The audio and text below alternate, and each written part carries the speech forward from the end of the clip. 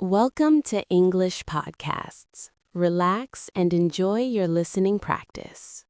I first saw Teriberka in a photograph 10 years ago on a rainy Tuesday in Lisbon.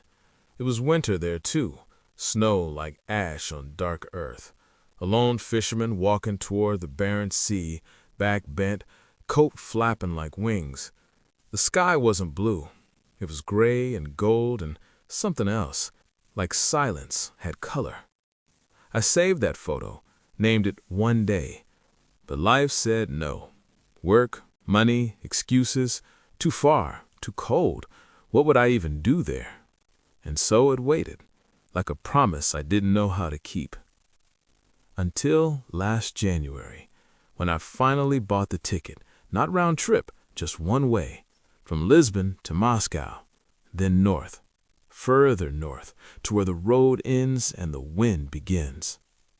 The flight from Murmansk was small, 6 passengers, no music, only the hum of engines and my own breath fogging the window.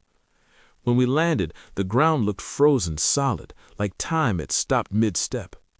Outside, snow fell slow, no sound, just white meeting gray meeting sea. A man named Yuri picked me up in an old UAZ Jeep, body rusted, heater working miracles.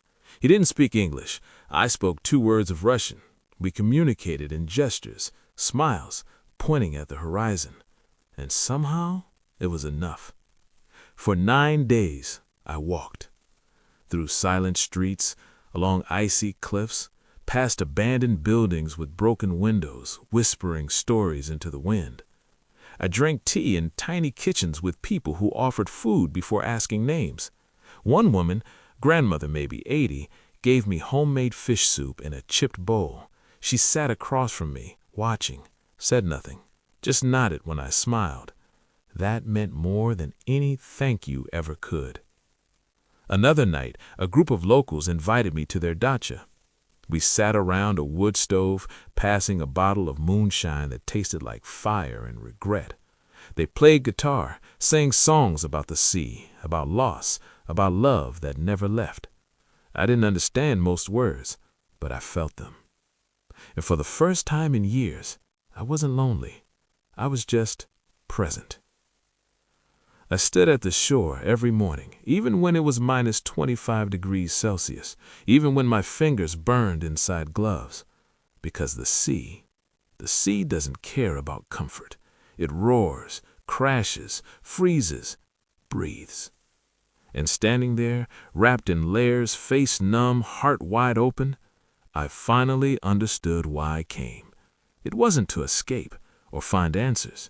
It was to remember what it means to be small, to stand before something ancient, something raw.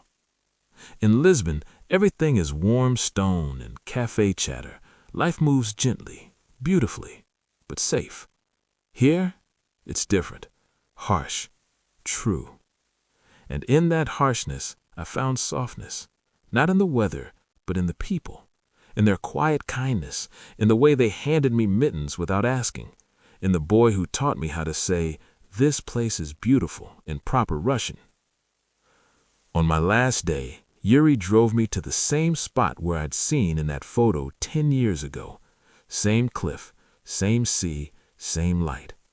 I took out my phone, tried to capture it, deleted every shot. Some things don't belong in pockets, they belong in memory. So I closed my eyes, listened, let the wind write its name into my bones.